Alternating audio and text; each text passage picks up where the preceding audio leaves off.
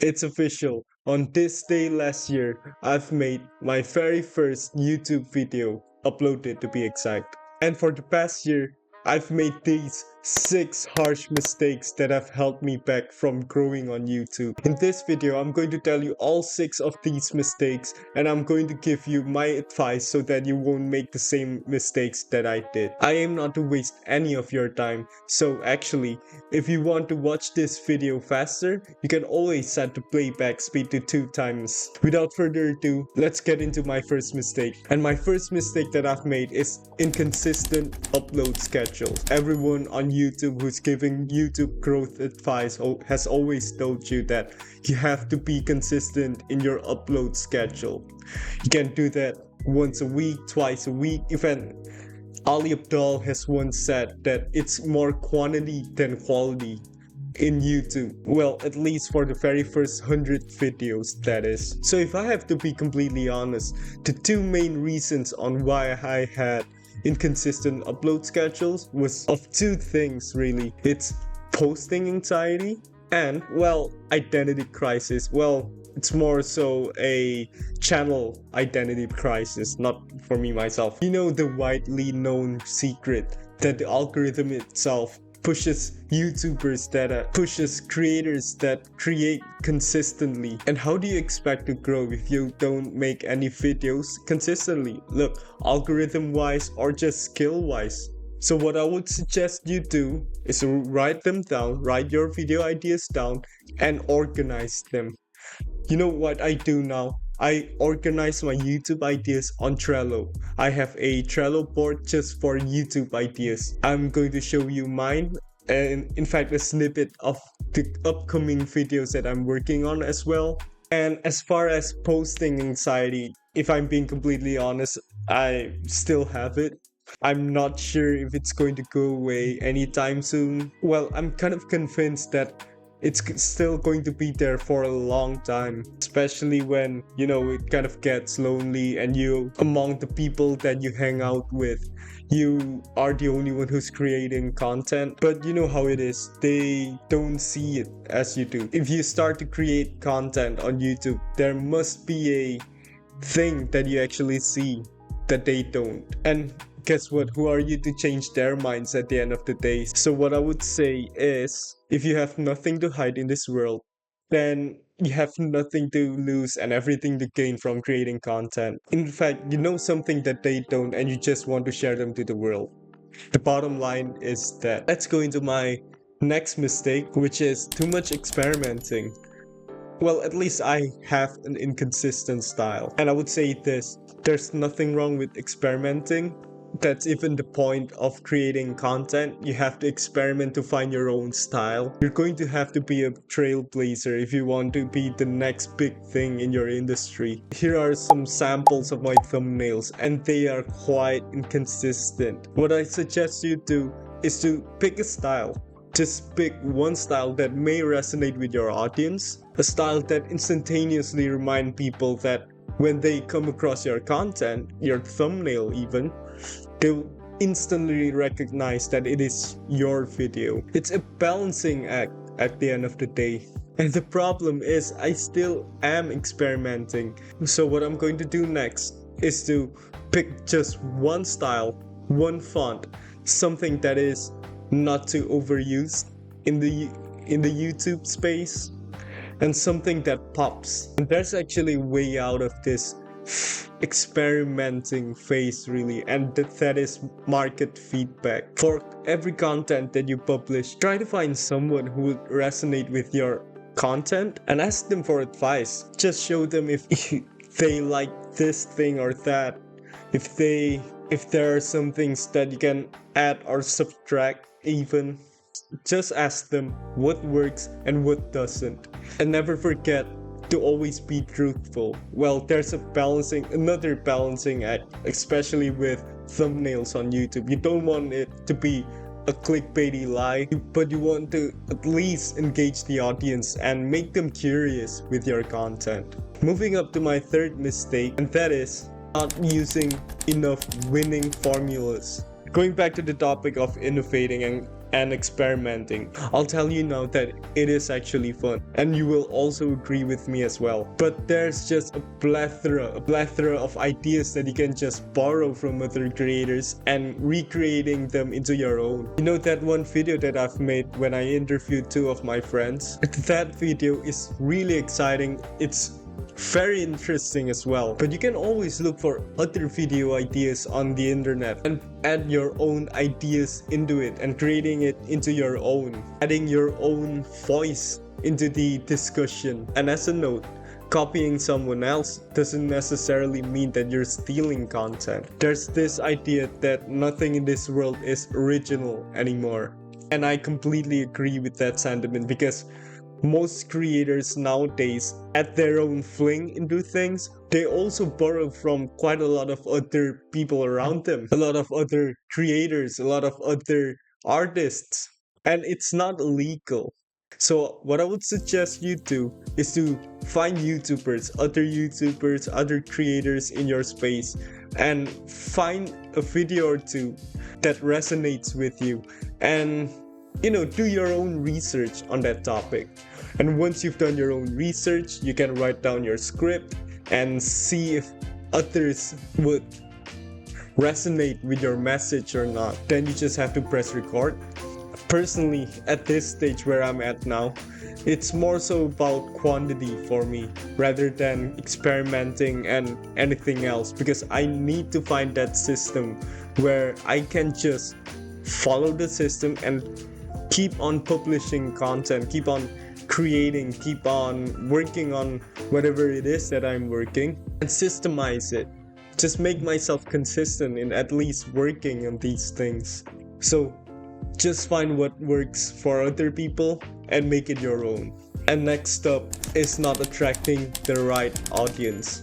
If you have a look at the library of videos that I've uploaded and the things that I do on each video, well, let's just say some are just news-centric, some videos are just me rambling on things, sometimes quite stupid things, but stupid is just subjective at times, right?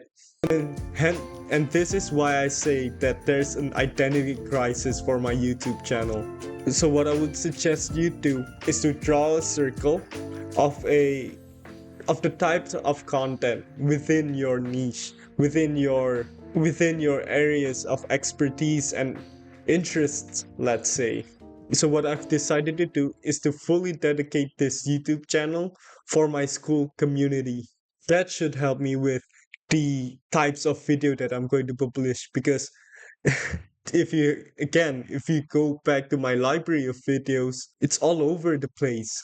You can always create a persona, let's say a character persona for what kind of audience you're trying to attract. Say, for example, if you want to be a full-time video editor and you're trying to promote your business, to promote your services, right? What you would do is to create videos that show people how good you are at editing videos. Your portfolio, you could say. But on the other hand, if you offer coaching services for video editing, or you're selling an online course, instead you can make tutorial videos, just small tutorial videos that would help people. Only then, if you separate those two, you can attract the right type of audience that you want. So for anyone who's starting out on YouTube, imagine what kind of audience you're trying to target. Easiest thing is trying to target someone. Let's say the easiest target would be targeting yourself 5 years ago. You wouldn't have the same knowledge, you wouldn't have the same experience. So try to make videos that would teach you yourself 5 years ago or a year back what possible pain points they might have. And finally, if you really want to get down on details, find the right message and the right call to action that would resonate with them. Second to last is not maximizing short form content. Look, this is more of an issue about focus, right? But with how things are going, and just to be clear, my opinions about short form content still stands, but I can almost most certainly just utilize it to the best that I can. Look, again, our brains are just not wired in a way to gain any substantial value from short form content. But it's definitely one of the easiest ways to reach more eyes in today's content climate, at least.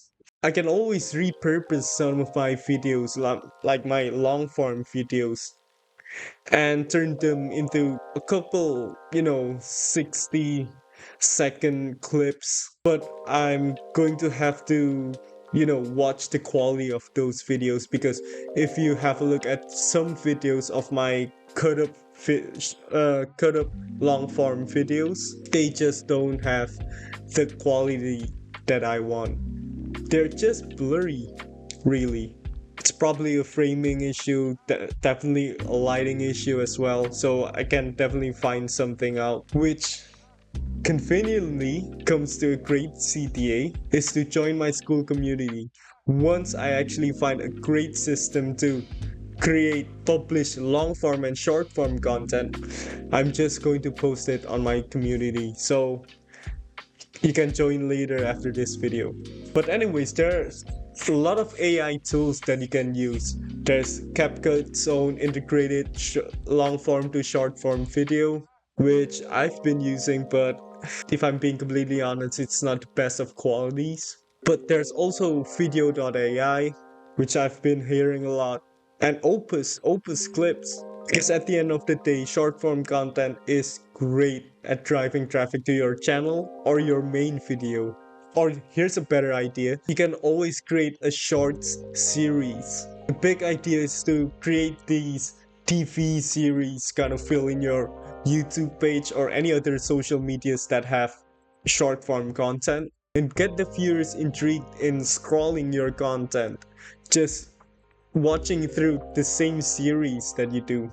So deliver good short form content, and then you get them to scroll more on your page. Finally, the big number 6 is I haven't been scrappy enough. Let me explain. Content creation can be a your own thing, right?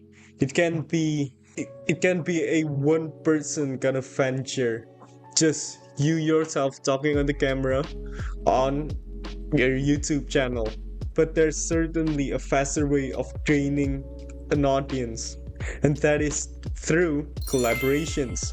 Just being more proactive in my industry, trying to collaborate with other creators that are, well, let's say adjacent or in the same niche as you do, and definitely help me go a long way. And not just that, collaborating with people can definitely help you with benefits that you don't get from creating your own content.